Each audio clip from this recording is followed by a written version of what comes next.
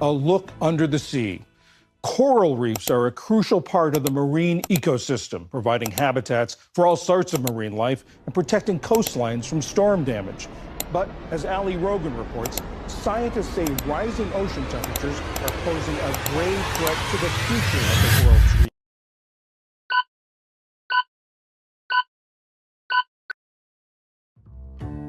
Apa itu pemutihan karang atau coral bleaching?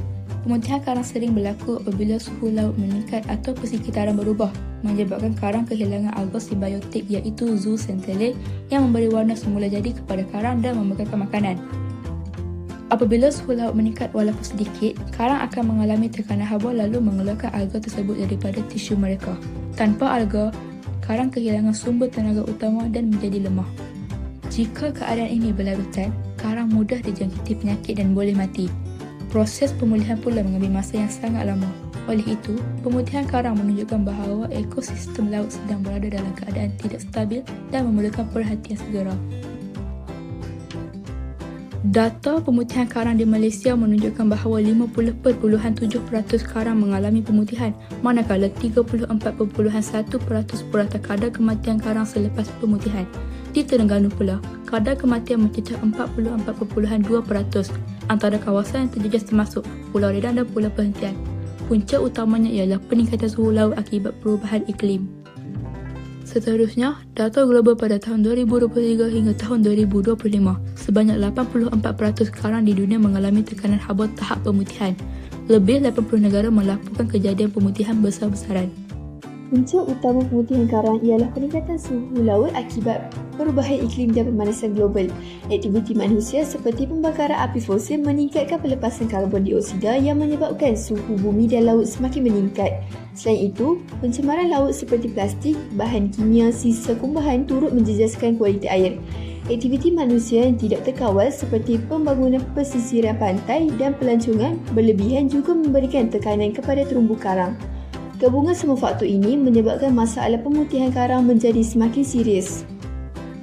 Antara kepentingan karang ialah habitat kepada ribuan spesies hidupan laut dan menyokong kira-kira 25% biodiversiti marin dunia. Ia menjadi tempat perlindungan, pembiakan dan sumber makanan bagi banyak spesies ikan. Selain itu, karang juga bertindak sebagai benteng semula jadi yang melindungi pantai daripada hakisan dan ombak yang kuat. Dalam masa yang sama, ia menyumbang kepada ekonomi melalui sektor perikanan dan pelancongan. Secara ringkasnya, tanpa karang, keseimbangan ekosistem laut dan kehidupan manusia turut terjejas. Jika pemutihan karang terus berlaku, banyak hidupan laut akan kehilangan habitat dan sumber makanan. Ini akan mengganggu rantai makanan dan menyebabkan ekosistem laut menjadi tidak seimbang. Hasil tangkapan nelayan mungkin berkurang, manakala industri pelancongan seperti aktiviti menyelam juga terjejas kerana keindahan karang semakin hilang. Dalam jangka panjang, kesannya bukan sahaja kepada alam sekitar, tetapi juga kepada ekonomi dan kehidupan masyarakat pesisir. Beberapa usaha telah dijalankan bagi memulihkan karang. Antaranya ialah pemantauan suhu laut menggunakan teknologi satelit untuk mengasah peningkatan suhu lebih awal. Seterusnya, projek penanaman semula karang juga dilakukan bagi membantu kawasan yang rosak untuk pulih secara berperingkat. Selain itu, kewujudan kawasan perlindungan marin dapat mengurangkan gangguan manusia terhadap ekosistem ini. Walaupun usaha ini memerlukan masa, ia memberi harapan untuk pemulihan jangka panjang.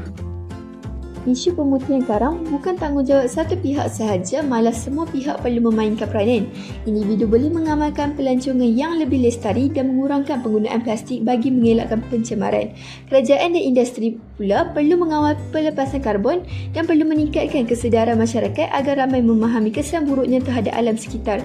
Jika semua pihak bekerjasama, masalah pemutihan karang dapat dibendung dari awal. Sekiranya langkah pemeliharaan dilaksanakan secara konsisten, biodiversiti laut dapat terus terjamin, ekosistem laut akan kekal stabil dan sumber makanan laut dapat dinikmati secara berterusan. Selain itu, ekonomi pelancongan juga dapat kekal berkembang dan memberi manfaat kepada generasi yang akan datang. Kesimpulannya, isu ini menunjukkan bahawa keadaan laut semakin terancam akibat pelbagai faktor alam sekitar dan perbuatan manusia. Jika tidak ditangani, kesannya bukan sahaja merosakkan hidupan laut, malah turut memberi impak kepada manusia dari segi sumber rezeki dan keseimbangan alam. Oleh itu, tindakan pencegahan dan pemeliharaan yang berterusan amat penting demi memastikan khazanah laut kekal terpelihara untuk masa hadapan.